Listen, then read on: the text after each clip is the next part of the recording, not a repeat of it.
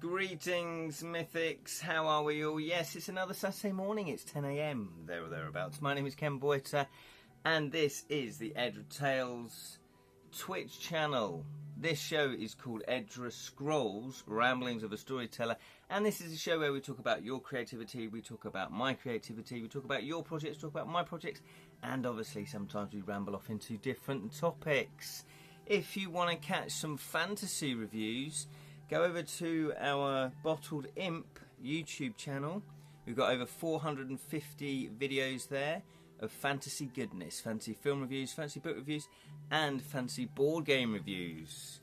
My name is Ken Boyter, but you might already know that if you've been watching this channel before, or if on YouTube, on the YouTubes, you happen to have stumbled across the Edra Tales YouTube channel, and that's where we put all of these live streams right over onto YouTube. So if you do miss any of these and you want to look back at any of them, then you can do so on the Edra Tales YouTube channel. We also do game book playthroughs on a Wednesday, 7 PM Wednesday UK time. We do game book playthroughs, and I've got a feeling our next one is going to be Masks of Mayhem, the classic fighting fantasy series. We're going to delve into this one.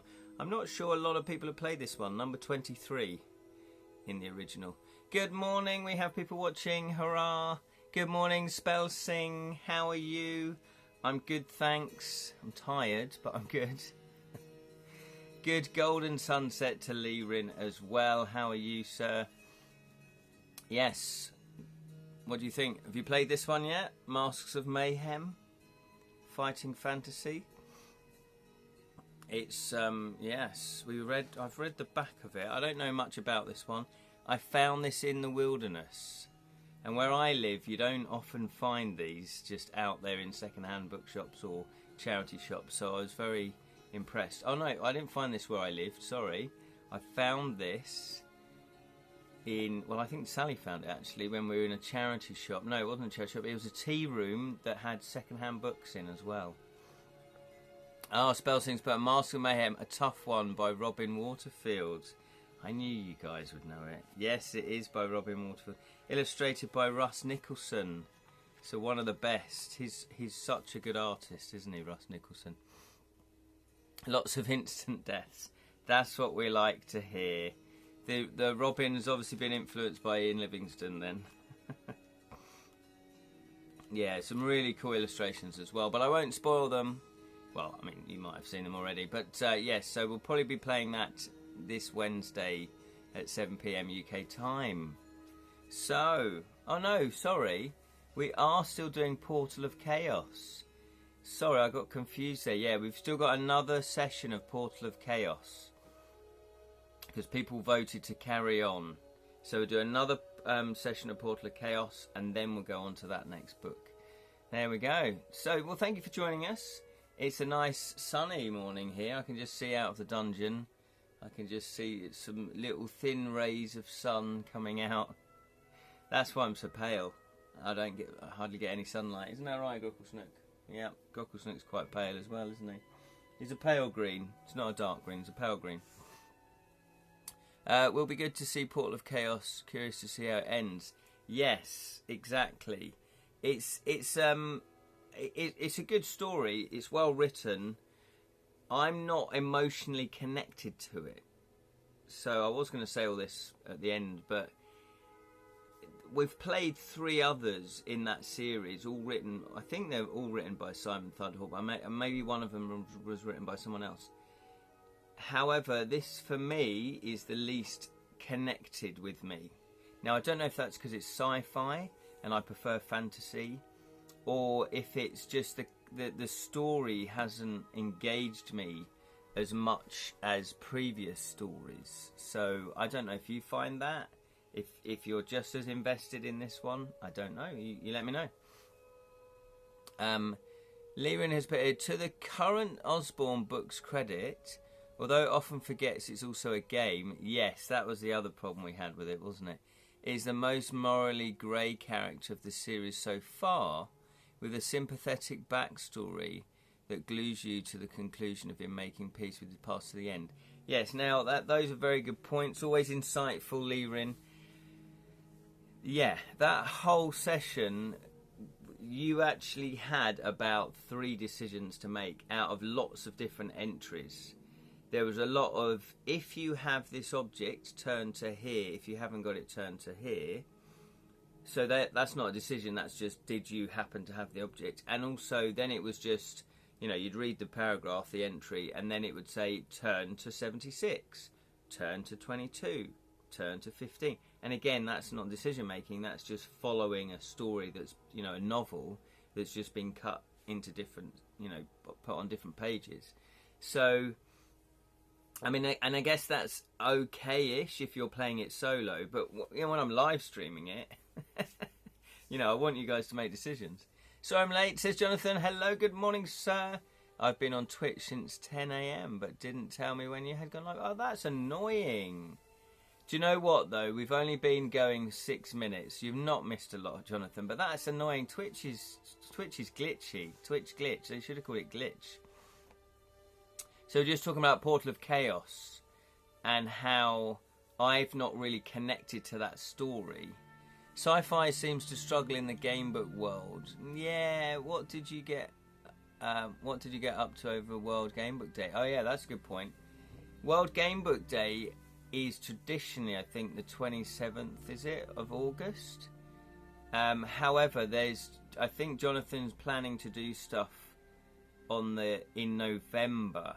So although it's still the 27th of August, stuff is being planned for November, as far as I know, but Jonathan can clarify that.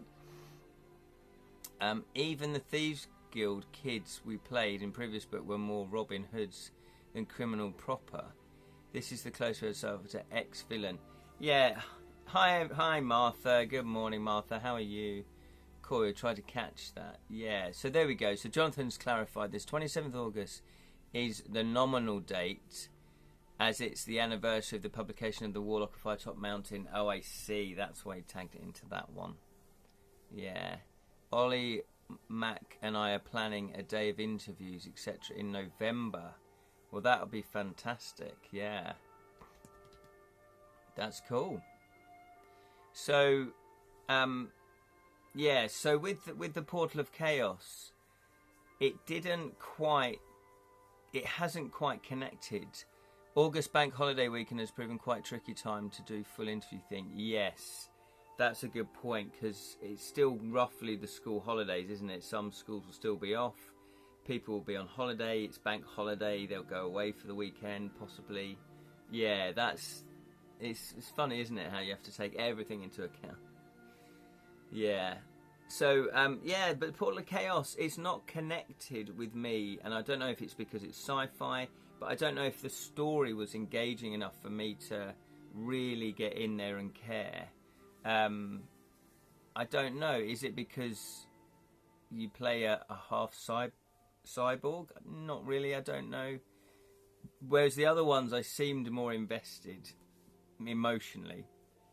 But I guess, you know, you've also got to think, what's their target audience? Why?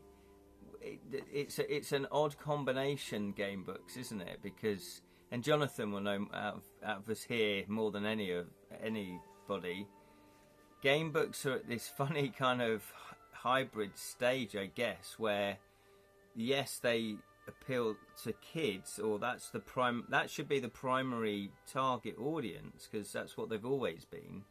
But then equally, there's people of our generation and maybe slightly younger who grew up with them, so that it's going to appeal to them as well. So, if you read Portal of Chaos as a kid, you'd probably love it. Sci-fi does struggle in the gamebook genre, but I'm not really sure why. Exactly. Robin 47 has proved quite a hard sell. There are fans of Ace series who won't even pick it up at convention because it's sci-fi, but those people who've read it think it's one of my best. That's odd, isn't it? It's just difficult to explain that. Maybe it could be that because your series is based on IPs that are no longer in copyright, and they're more traditionally British, if you like, So you've got Alice in Wonderland, Peter Pan, Beowulf, no, you haven't done Sherlock Holmes yet, and you haven't done the Shakespeare one yet. Just trying to think. Dracula. That's already in our culture, so that could be that. If I go along and I see all of those, I recognise those.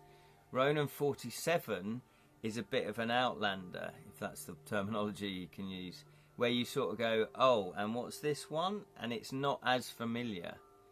And I think that one's very niche. So that it might be something to do with the sci-fi as well, because again, if I've read Alice in Wonderland, that's a sort of fantasy land. Peter Pan is fantasy land. Dracula, that's sort of, you could argue fantasy land.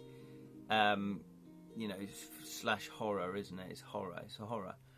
So I would say horror and fantasy are probably slightly more woven together as genres, and sci-fi is kind of over here. So it could be that. It could be that. I have ideas to turn Ronan 47 into a trilogy, but at present the sales don't justify the level of investment, time and money. Yeah, and that must be frustrating. But, and again, it's that, hang on, I've missed Lee Rins. Our protagonist felt like the meanest part of Han Solo and Rick Deckard in Blade Runner, except Chewbacca is a monkey. Yes, exactly. It's just a little bit, I don't know, yeah. In the UK, gamebooks have only ever been really published as being for kids, but that's not the case in Europe. Oh, isn't it? Oh, that's interesting, yeah. Both played my Harrison Ford. Spellsingers, but I never minded that sci-fi personally, aside from Skylord in the FF range. It's kind of weird. Even as a kid, I naturally didn't want the sci-fi fighting fantasy. It was always, I want the fantasy ones. So I don't know what that is. It might be because they started off strong as a fantasy, out and out fantasy series. So then when you throw in sci-fi, it's like, what? Where did that come from? And then maybe that people our age just think game books are fantasy. That's the genre.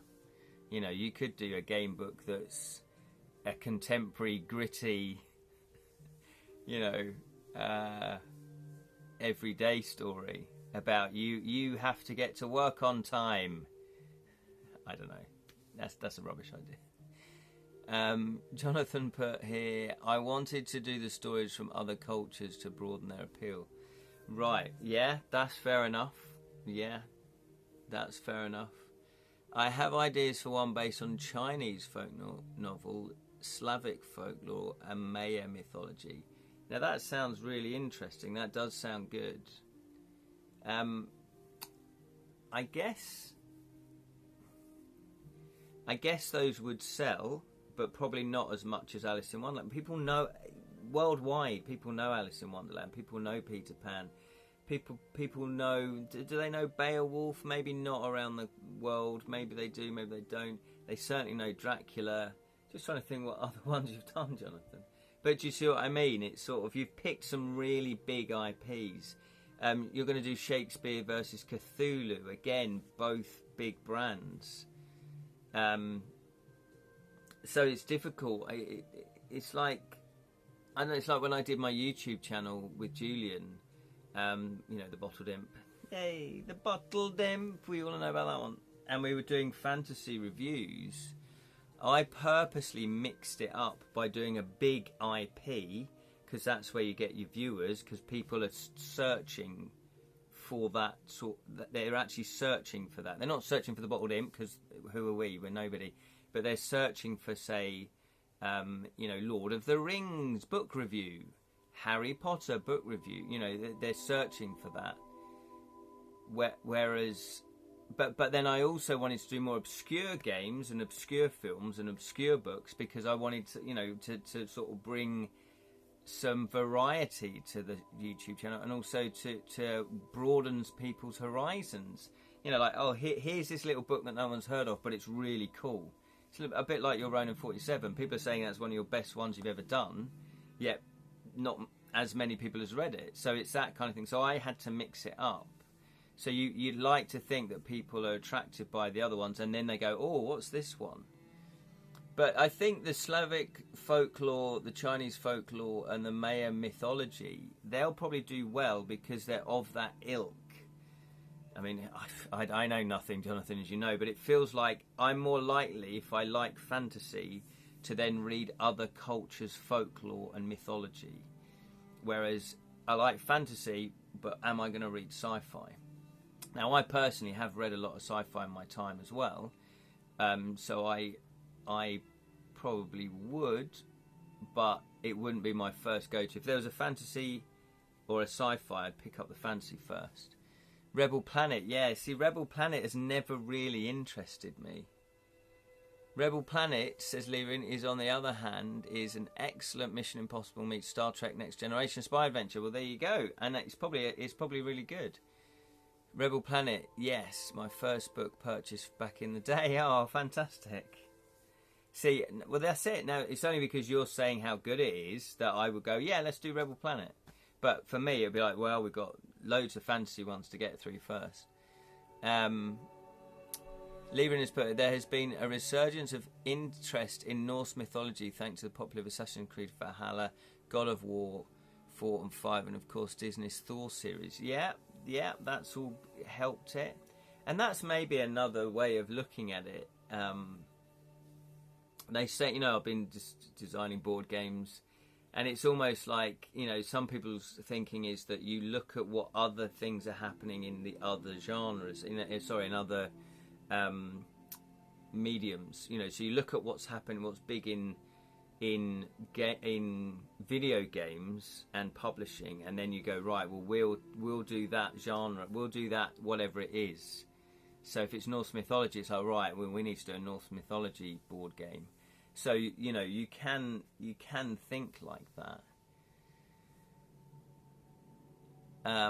Rebel Planet, Bond in space. Now you've sold it to me. I love James Bond, and most of them get the myths wrong. Oh, okay, that's interesting, Martha. Yeah, they probably they either, yeah. Some people probably do. I would imagine Jonathan would do proper research on it and get the mythology correct.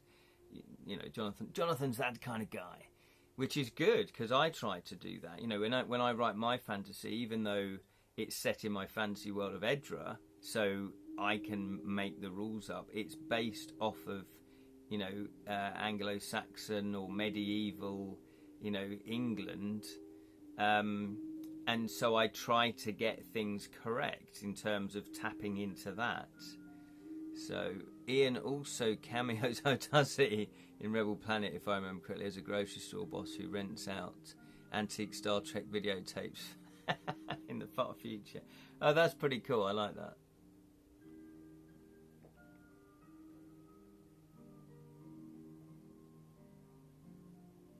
I think, yeah, it's an interesting, because again, as being a creative, it's like, I want to write what I want to write, but it's kind of like, no, but you've got to think of the audience as well. And the more I've, delving into doing all of this, the more I think, classic cameo, the more I think you do have to say, right, who am I writing this for? And I've heavily been influenced by fighting fantasy. I think if you're writing a game book, you'd be hard pushed not to be influenced by fighting fantasy, unless you've never read them. But, it's cast such a long shadow. It's like Lord of the Rings. The shadow is so long. And I never found, they don't dumb them down. They don't dumb them down for kids. Yes, they're kind of short paragraphs, which I have now learnt that's the best way of doing it. After just spent basically a week correcting my manuscript. 4,309 corrections my proofreader Claire found. So they were aimed at kids, but adults can still enjoy them. Jonathan Spirit, I think you're right, but I also feel that if you write about what you're interested in and do it well, your story will find readers. Yeah, that's a good way of putting it as well. There will be other people who are just interested in you. Yes. Now, I do agree with that. Because again, you've got to be passionate about it. I guess what I'm trying to say is, think of the audience, think of the children, because it will affect how you write, I think. Or will it? What am I trying to say?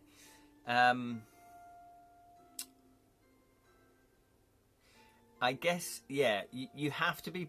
You're absolutely right, Jonathan. Obviously, you've written loads of books. You know what you're talking about. You have to write about what you're passionate about. And I love the fantasy genre. So it seemed a natural no-brainer that I would write fantasy. Okay. And then, but I do like finding obscure things. So I like finding, like with the Story Spark cards, you know, I wanted obscure mythical creatures as well as the well-known mythical creatures. So in my game book, I've littered it with obscure creatures, you know, to be different, basically. To go, oh, I've never heard of the Wolpertinger, or I've never heard of the, you know, the Shrug Monkey, for example. You know, what, do you know what I mean? Just to give it a bit of interest. So I'm using the fantasy genre that's popular, and then you got kind of niche it out to your direction, I guess, is what I'm saying. Because you're right, if you went, oh yeah, unicorns are popular, and you're not really into unicorns, then, you know, how good is your unicorn book going to be? Unicorns are very popular, by the way. I did think of this board game. Unicorns and fairies are massive. They're really popular. I did think about this board game where you have to... You play fairies and you have to rescue unicorns. Now, again, that's a good point. Now, I'm sort of going, they're big, but you see unicorns, you see fairies everywhere. But again, who's into that, and what age group would you target that game? And there is a big section of gamers, you know, adult gamers who are in their early 20s that are into unicorns and fairies. So again, you'd have to think of the complexity levels. I guess it's different. You have to take into account more if you're designing a game. You have to really think about the audience, because if it's for kids, you can't have it too complex. You know, certainly younger kids. Again, and you have to. If it's for older kids, then yeah, you can put in a bit more complexity into it. If it's for adults, then yeah, it can be really heavy and complex and take, you know, 4 hours to play. So that's what I mean by you kind of take into the account the audience. I guess with novels, it's not as clear cut, because you could say these are for kids primarily, but adults can read them as well, and they will find them interesting. If there was swearing in these, then yeah, these aren't for kids. So again, this is what I mean by, if you go into it knowing, yeah, I'm going to write this for kids, then already I'm going to choose the themes that are suitable for kids. Does that make sense? So I think you do still have to have a bit of an eye on what the audience is going to be, who your audience is going to be, before you write it. Saying that, I just went in with the, I'm not dumbing it down for kids. And if kids, you know, I would say, oh, hello. That woke me up. I would say my one, you probably have to be 12 to understand it, 12 and above. But it's tricky, because as you get older, you kind of lose touch of what what age groups know what, you know, where their literacy is. So, read game book Rise of the Ancients recently. It has the F word. Nearly fell off my seat. What? Wow. Okay, so that's an interesting case then. Was it, you know, do you know if it had anything like, you know, parental, what do the Americans put on it? Parental guidance advised or something. Did it have any warnings about that at all? Because that would be interesting, because if I had written that myself, I'd be wary, because it's like, well, game books are normally for kids. A kid would quite innocently pick it up because they've been reading game books. And then if they told their parent, or their parent found out, I'd be worried that I'd get a complaint. Leaving has put a Blood of Zombies, arguably Ian's most violent book set on modern day. Oh, okay. 2012 Earth was restricted by the For Kids Manacle and the insult your universe and the insuit your university student portrayed threw it at your captors was you smell like a bag of frogs. Oh, I see. So no warnings that I noticed. Still recovering now. Shouldn't laugh. But it is, yeah. But it is a shock because if you're not expecting it, and I think this is the key thing to do it. I created a game called Those People that had swear words in. It was meant to be like a Cards Against Humanity kind of party game, and I put swear words into it, and that restricts your audience right there. That restricts your audience. And I did demo it to one publisher, and they passed on it, and I think the swearing sort of put them off. So, but in the pitch I put, this is the whole point of telling you, is I put warnings. Warnings, this game contains swearing.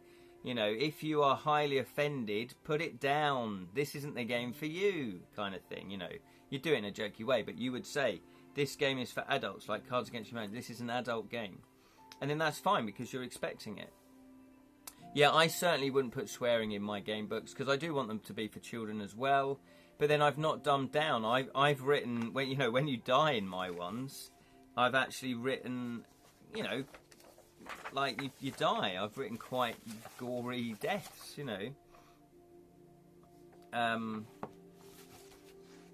Let's have a look. Let's see if I can give you an example.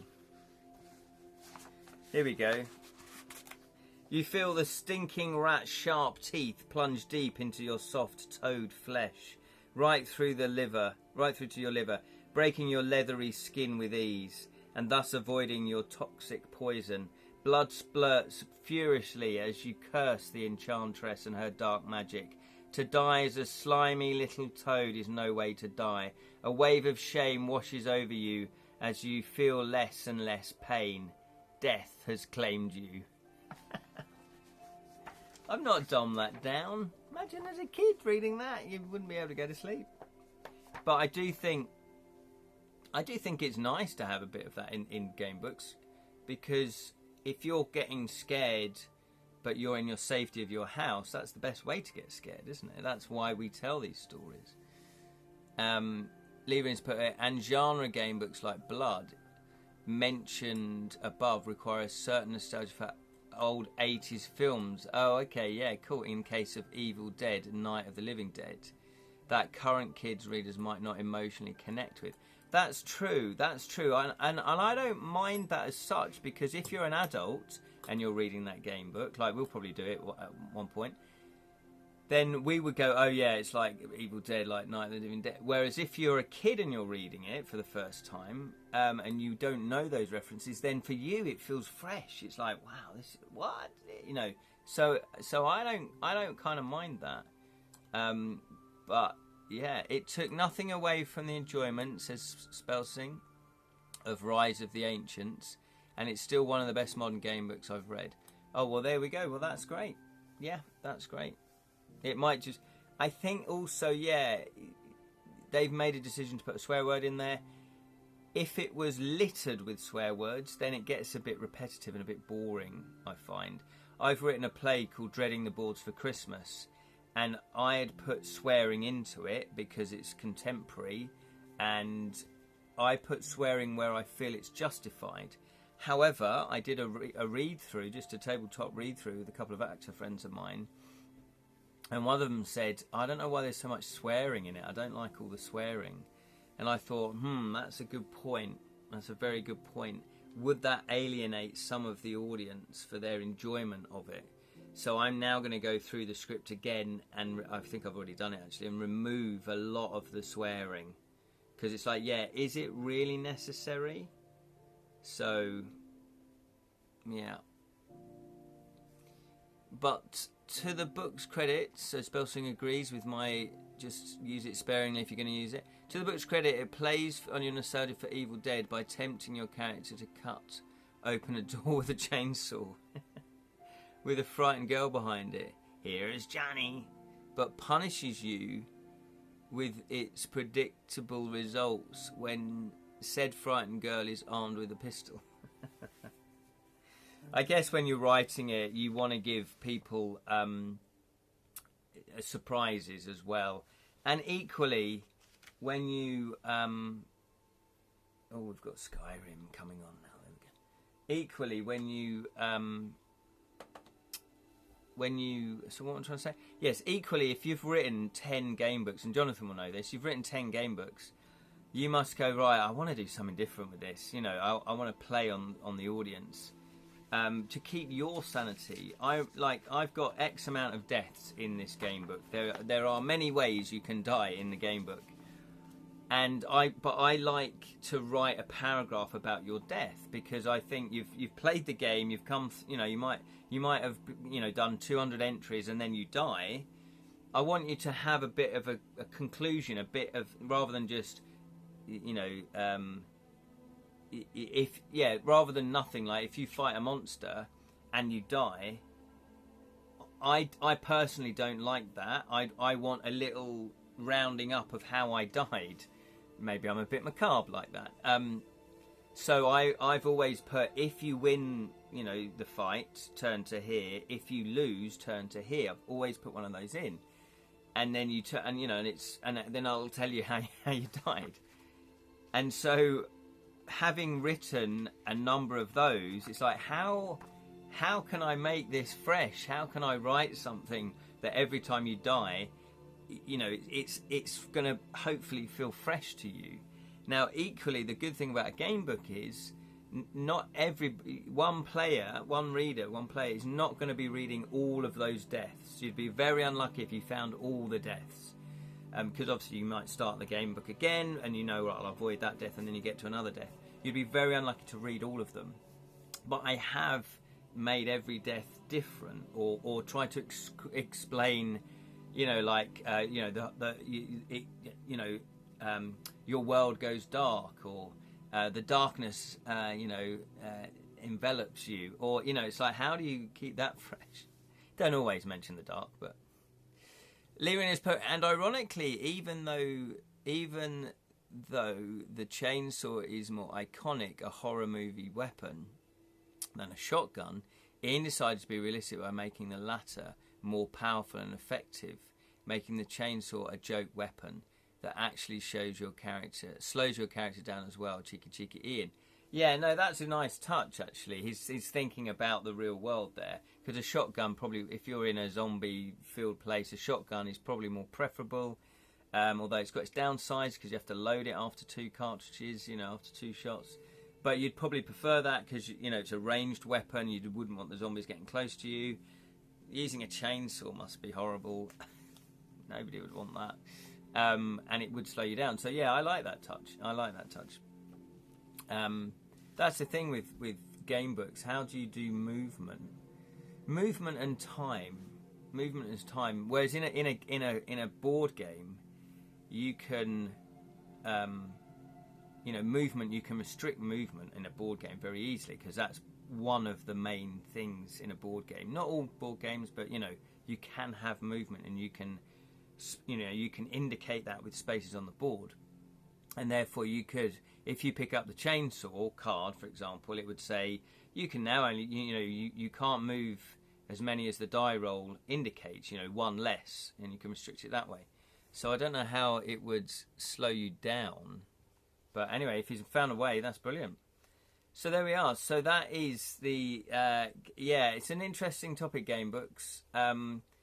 And talking of game books, yes, it's just been a real interesting exercise to write a game book, because obviously we've played a number of them over the years, and what I've discovered is if you write a game book that's 100,000 words, don't expect the proofreading to be quick, or making the corrections to be quick.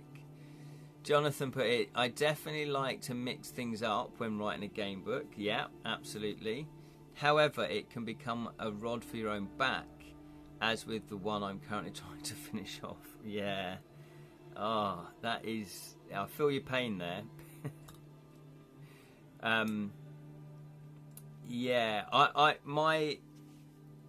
Yeah, yeah. Again, I don't know. I don't know if my game book's going to be too complicated. I put too much in, so that's my only concern with it.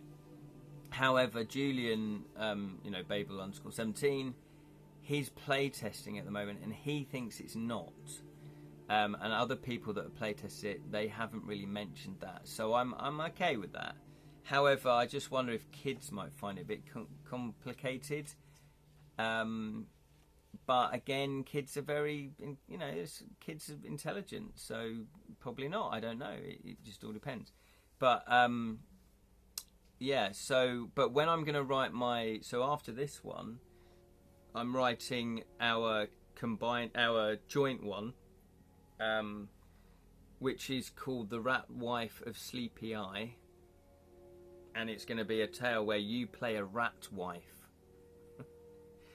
And it's basically Pied Piper. Now, I know, Jonathan, you've got that idea as well. But I wrote a short story called The Rat Wife of Sleepy Eye. And I thought it'd make a good game book where you have to basically defeat the Rat King. That's the premise. Because it's a short, I needed a short one. No worries. Okay, cool, thanks. It's different. It'll be different, Jonathan. It'll be different. It's not the Pied Piper. It's the Rat Wife, which this is what I mean by doing research. I stumbled across in a book of mine, which is brilliant, and this folklore about a rat wife who does pretty much what Pied Piper does. So I wonder if one came from the other one. I don't know. So I was interested in that. So it's, yeah, so you're no, I think you're going to be the rat wife's daughter. I don't know. No, you are the rat wife. Anyway, I needed a story that was going to be short, because this is going to be 100, 150, maybe 200 entries. And I needed just a very clean, quick quest. So you're the rat wife, you need to defeat the Rat King. That's the basic premise. I don't know why I told you about this in the first place. Oh yes, that was it, because Jonathan's he likes to mix things up, but he's created a rod for his own back. I'm going to scale it back. This is going to be, it's not going to use hardly any of the mechanics of To Kill a Thief. It's going to be much stripped back, because I wanted it to be a more simpler adventure. Don't get carried away. What is basically a freebie. Yeah, and that's very good advice. Thank you, Jonathan. Yeah, it's tempting to really want to do it brilliantly.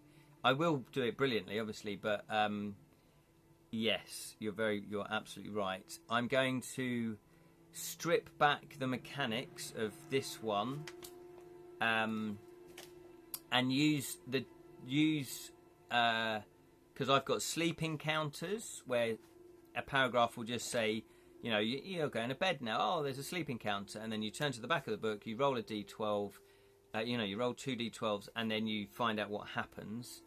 And they're not extra paragraphs, because they're things like you gain a strength, you gain a health, or, a night thief robs you of your gold, or whatever, So I'm going to keep that. I'm going to keep the encounters, so you'll be walking along and then occasionally just something random happens.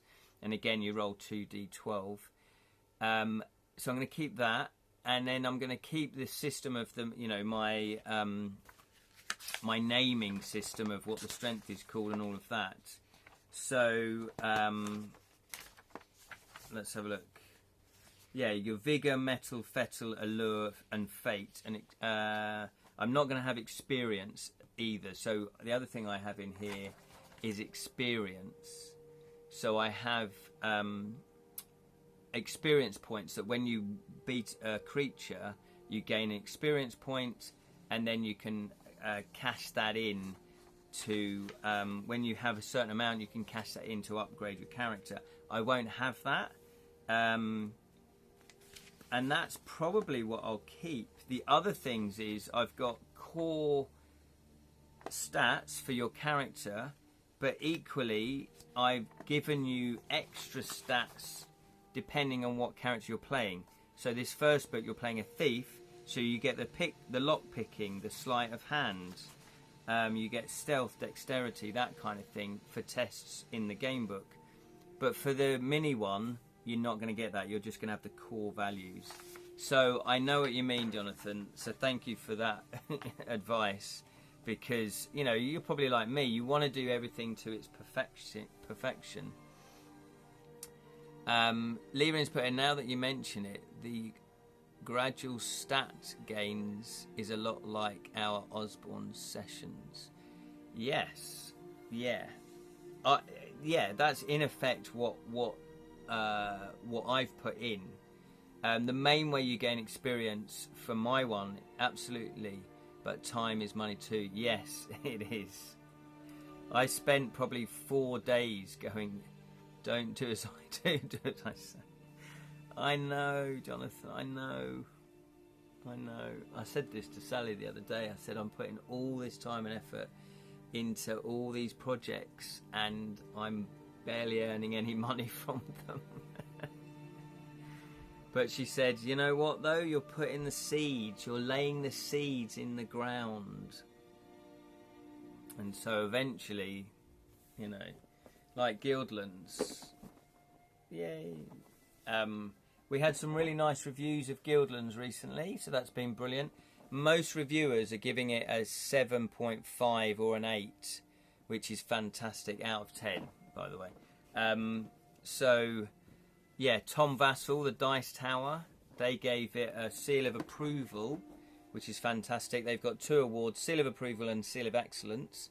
Seal of approval is if you get a sort of 8 score, which is what Tom Vassell gave it. So we're very happy with that. So again, this is just the beginning, hopefully, of Guildlands. Though hopefully Edra is not as cruel as Osborne in the deduct a stat point for speaking out. Yeah, the truth. Yeah, out of turn. I know, department. I know, that's a bit random. I tried to... No, I haven't done that. Hopefully the royalties will start to roll in soon. Yes, thank you, Jonathan. I know. It is, though. It's a lot of work. I think... Well, like, if you do a regular job, you do your work and then you get paid at the end of the month, so you know it's coming in. Whereas here, you do all the work and you might not ever get it published, or if you do get it published, it doesn't sell that well because you haven't got the marketing behind it. You've done massively well, Jonathan, to build up that audience, to get that, you know, to raise over 15 grand. I can't remember exactly how much you raised. Is a tremendous achievement. To do that independently is amazing. So, you know, like this game, like Guildlands, on and off. Kedrick and I spent 6 years on it, on and off. So I don't know how many would we have spent. Maybe you could condense that to 6 months, 8 months work. Maybe if we were just on it all the time, every day, we might have done it in about 6 months. I don't know, 8 months. You know, it's a lot of work to put into something that you may never get published. You may never get it out there. However, that said, it's in us. We find it difficult not to do those projects. You know, I would find it difficult not to be doing this. Do you see what I mean? So yes, so I have now started to... So I've done all of Claire's corrections, and that's me keeping a tab of the ones that I've corrected. So that's all 407 entries, all 4,309 corrections that Claire found.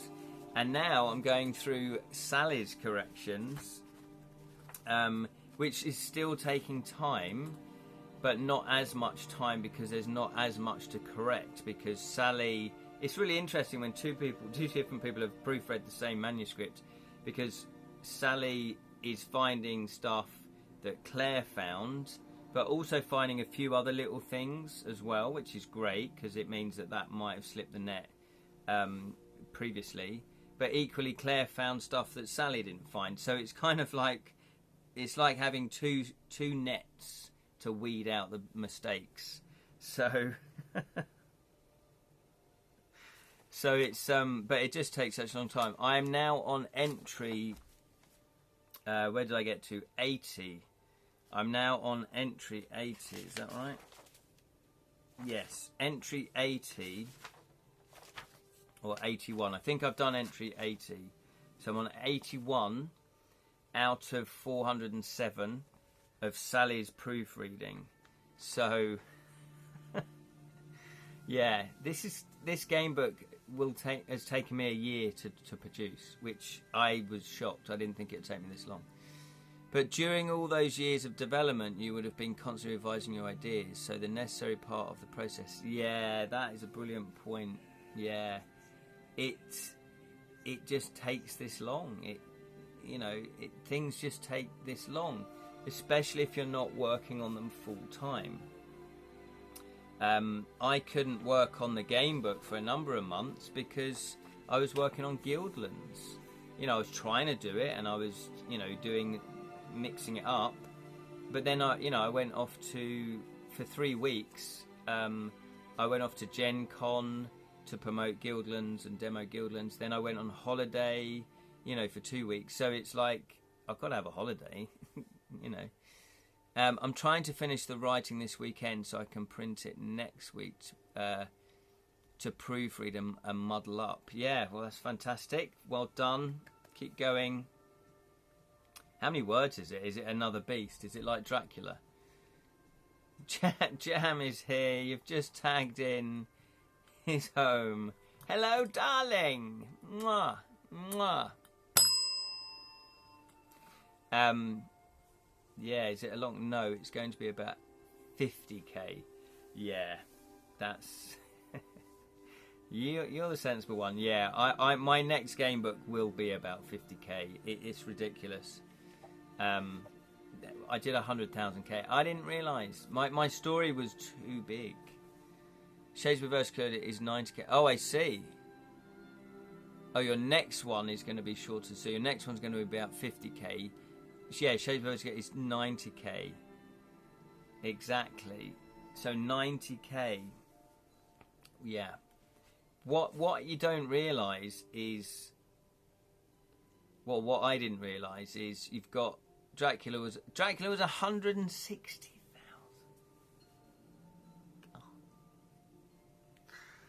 Oh, mama. That is a beast. It's a beast. But I guess in some respects, because it's Dracula, it's going to be popular, so it kind of balances out. But that is a beast.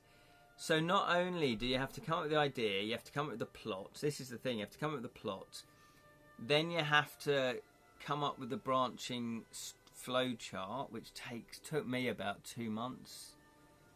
I said I'd never write such a long game book again, but I have an idea for one that would be about 2,000 sections and 200k. Don't do it, Jonathan. Multi-roll, yeah, but that's just bonkers. I know I'm not going to write one this long. Not for a long time. I'm never going to say never, but I'm not going to do it this long because I haven't got the time, I guess. 100, yeah. So then you have to do the flow chart. Then you have to write each section, obviously, and you have to keep your brain open and active because you have to, follow the flow chart, and you still have to make sure the story adds up. Then you have to get it proofread. Then you have to make all the corrections for the proofreading. Then you have to get it play tested. Then you have to make all the corrections for the play testing. And in my case, then I have to typeset the thing. I've done all the illustrations as well, so I also have to print the illustrations and then scan them in. So this beast, I've taken on a beast, and I've woefully misunderstood how long it's all going to take. Yeah. So, but you learn, like Jonathan says, you learn through doing, you learn the process. Do it, Jonathan, says Jam. Jam's just goading you into a life of misery.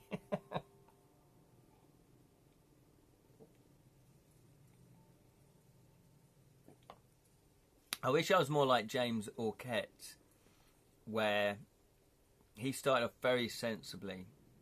Pop Nemo, that would be a beast. That would be a beast. It would be a beast. It'd be about that thick. because James Orchett did 400 section stories, so short stories basically, as his first game book, foray into writing game books. What a genius idea! Wish I had that idea. What a great idea. He thought, can I write a game book? Yes, I'll give it a go, but I'll do it. Oh, you both did that. So did Mark and you. Right. What a great idea. Is that Mark Lane? Is Mark Lane? What a good idea that was. Seriously. Kind of wish I'd done that. But I had a patron at one point, but it just became too much work for the amount of money I was getting from it. Where I wrote a short story. I wrote a 5,000 word short story each month, and that was pretty much all I was doing creatively. I still do my murder mysteries, but so 5,000 words, and I'd written 25 of them, so I'd written, a lot of words. And I just thought, God, I could have written a couple of novels here. However, that really sharpened my writing, I think. I really got a lot of practice. And because they're only 5,000 words, I kind of, it didn't feel too overwhelming, rather than going, I'm going to write a novel that's, 60, 80, 100,000 words. So it really kind of got me in that habit of writing. It kind of, it made things doable.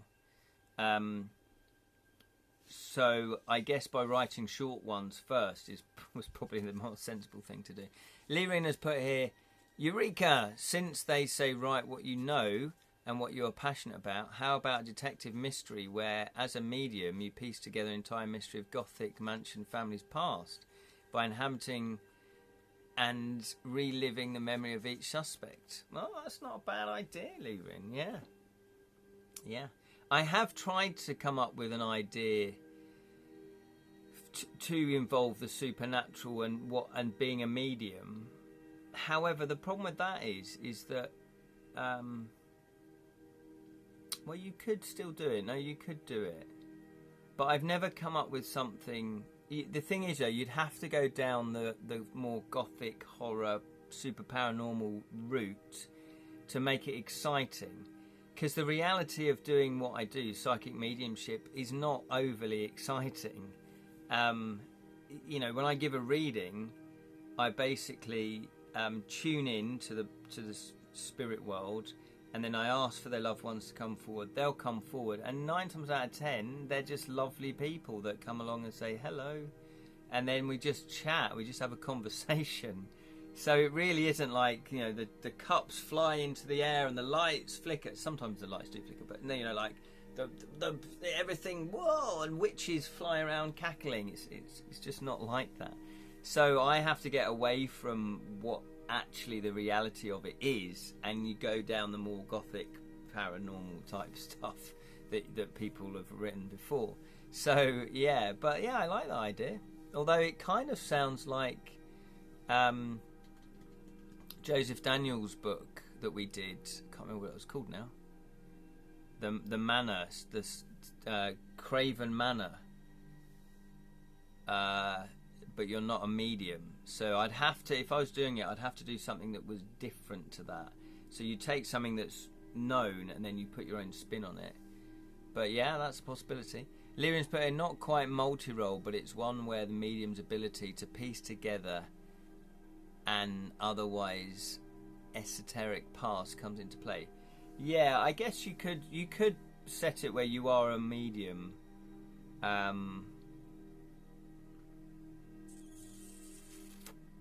You could do that, actually. That's not a bad idea. But what I would like to do is really lean into that and sort of, you've got, as your values, you could, it'd be like psychic reading. What else? And you could have your spirit guide, for example. Yeah, you could have a spirit guide that's like a familiar spirit guide that helps you. You can call upon the spirit guide to do certain things in the game book. That might work. My special for our Conglomeration is 200 reference, spot on. Well, that's impressive. I'm going to do 200, or I might do 100. Just depends. I probably will need 200, but the paragraphs are going to be much shorter. They really hit the Fighting Fantasy, really hit it, and I think that's the experience of a publisher, because the publisher said, yeah, we can't have it too long, we need to crank these out. The whole point, the way you make money is you build up an audience, and then they want more, so you give them more, and then you employ, excellent writers like Jonathan Green to come on board and write more, so they can publish. I think they published like 6 in a year, or maybe more. Jonathan will know. Because there was an audience for it, and that's how you do it. When you're writing on your own, and it's your own series, of course you should follow this format. That would be my advice. But I was naive. I just thought, this is the story, and I'm going to write the story.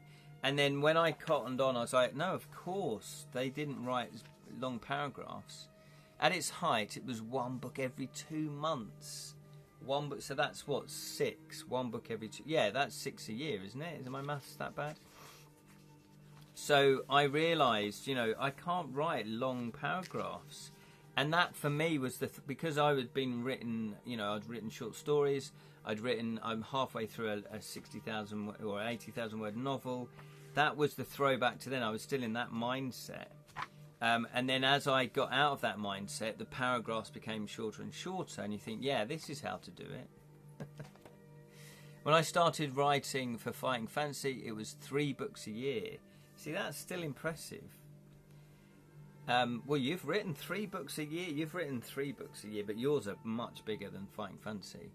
Glory days, John. Yeah, exactly, the glory days. So I am looking forward to writing my short story as well, my short game book entry as well. That's The Rat Wife of Sleepy Eye is what it's called. I don't know if I've told you that yet, Jam. Where you play a rat catcher, you play a rat wife who has the ability to hypnotise rats with her pipe. And I didn't make that up. That's an old folklore. Shall I see if I can find that book? And I'll read it out to you. Where is it?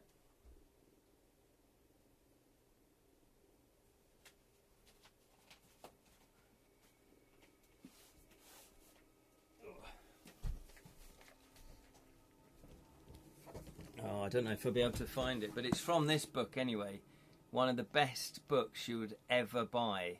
If you can track this down, the encyclopedia of things that never were, seriously, it's such a rich seam. If you are a writer, such a rich seam of story ideas. It's just got everything in it. There is a little illustration of her as well, so I might be lucky and find it. Oh, there it is. I found it. Yeah, Rat Wife. I won't read it all out.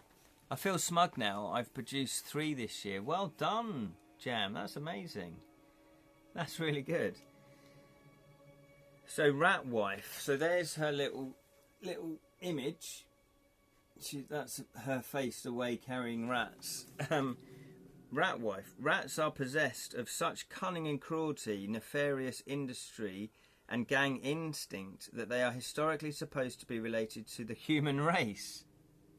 Humans, like rats, are fond of music, while rats, like humans, believe in magic spells, charms, and talismans. See, already my mind's going, oh, that's amazing. You could have like a little rat band where they're hanging out like Star Wars. The brown rat, Rattus nivaficus, which stowed away aboard Viking longships during the 8th century AD and set forth to conquer the world, is the fiercest yet most gullible of the race of rats. In its home country, Norway, it is controlled by rat wives. Oh, so this is Martha, this is a Norwegian folklore. A rat wife's training begins at about the age of puberty. It comprises the playing of mystic rat tunes on a 3-note pipe, detection of rat colonies, physical exercises, and small boat handling. A novice rat wife or rat maiden spends some time as apprentice to the accomplished rat wife before setting up in business for herself. So there you go. I won't read it all, but it's a bit more. But yeah, so I mean, that is where I got the idea from. I was like, oh my god, that's brilliant. So I think maybe the Pied Piper story comes from that mythology. I don't know. It'd be interesting to know. Yeah, so Lyrian's put, yeah, would this have any links to the legend of the Pied Piper who charmed the rats away from them with his flute? Probably. Martha already knew that one because you're Norwegian, yeah. Yeah, so we have the Pied Piper version, which I reckon post-dates that. I reckon the Rat Wife one is the original. But I don't know, but it just feels like it. Because we're talking Vikings.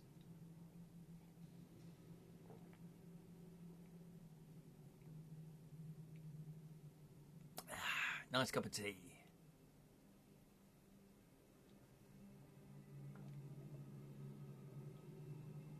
But I liked that idea because I'd never heard that until I'd read that in this book.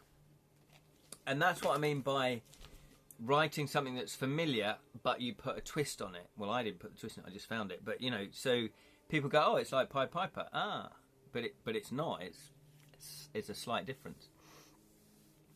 So there we go. So there we go.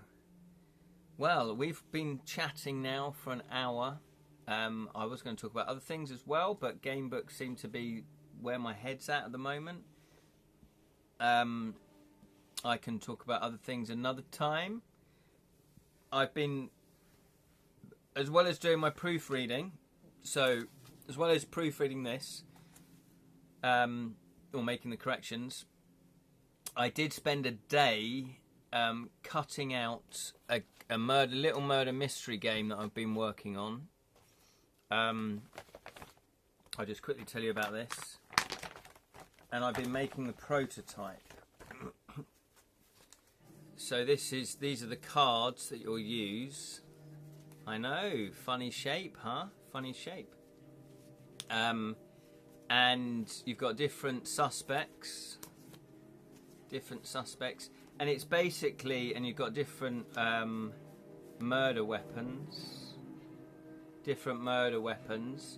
And also you've got little confession cards, little statements that the suspects will tell you. And the way you play the game is that there's 3 mini games in one game. So one is spot the difference, one is odd one out, and one is set collecting. So on your turn you can choose whichever one you want to do, and then hopefully throughout the course of an hour you piece together all the evidence and you work out who murdered the victim. So that, but look at all these cards. Yeah, that took a day to cut out and fold and stick together. That took me a day to do.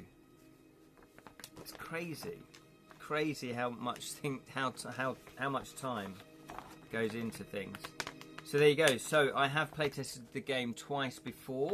This is its 3rd incarnation, and I've made a few tweaks obviously since the last one, so getting the prototype ready again to playtest it again. Jonathan's put a new, I never know how to pronounce that, not Jonathan, Jam. New pneumonia. That's the only thing that comes to mind. Pneuma. I'm going to go with pneuma. That sounds right. Pneuma. Yay! Thank you, Jonathan. Pneuma-based book coming to Kickstarter soon. October, November, probably. Well done. Well done, Jam. I won't be able to doing a Kickstarter this year. I've got to finish this one. That's what I decided last week. I was like, yeah, I had hoped to do another one in October, but I won't be able to do it. So I'm going to... But what I think I might do is write the game book first and then do the Kickstarter. I think I'm going to do that. And it'll be a shorter game book, so hopefully it won't take me as long. And I've learned from this one. But well done. Yeah, so look out for that, everybody. A new Pneuma-based book coming to Kickstarter from Jam in October, November. So let us know. Obviously, feel free to post up into the Edra Tales group, Facebook group, about your Kickstarter. So there we go. So thank you so much. It's been a pleasure. I'd love to stay longer, but I'm sure you've got stuff to do for the rest of the day, and so have I. Thanks, Ken. Appreciate the time as always. Well, thank you, Spellsing. It's great. It's nice to see so many of you again as we come into the winter months now. Or autumn, I should say. Autumn months. We transition to the autumn. Yes, thank you very much, Spellsing. Appreciate that. As I say, we'll be doing part 7. Part 7 of The Crown of Chaos. No, that's my book. The Portal of Chaos. The Portal of Chaos, part 7. Probably the last part. We should find out what happens. This Wednesday, 7 p.m. UK time. And then we're going to be doing the Masks of Mayhem. Whoa, look at his face. Look at his face. The Masks of Mayhem after that. So thank you very much, Lirin. Thank you, Jonathan. Thank you, Spellsing. Thank you, Martha. Thank you, Jam. Thank you. Who else? Who else has been watching? Thank you to everyone else that's been watching. I don't think I missed anyone else out that has commented. So thank you so much. If you have been watching and not commented, then obviously I don't know who you are because it doesn't tell me. But thank you anyway. You're more than welcome to watch, obviously. And if you do want to catch up on any of these live streams, go over to the Edra Tales YouTube channel. That's the Edra Tales YouTube channel. And you can catch all of them there. If you do want to follow this channel, that would be most grateful. It helps with the algorithms.